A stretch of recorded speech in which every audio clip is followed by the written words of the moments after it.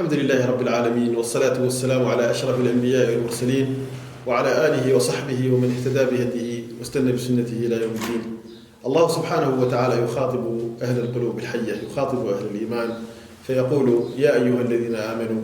يخبرهم الله سبحانه وتعالى بأنه فرض عليهم أمرا عظيما، فيقول جل وعلا: كتب عليكم الصيام لستم لوحدكم، إنما كتبه الله سبحانه وتعالى على الأخيار والطيبين والصالحين من الأمم السابقة، كما قال جل وعلا: كما كتب على الذين من قبلكم. والغاية والهدف ليس لعلكم تجوعون ولا لعلكم تعطشون ولا لعلكم تتعبون، إنما لعلكم تحققون التقوى وتحققون الإيمان، كما قال الله جل وعلا: لعلكم تتقون.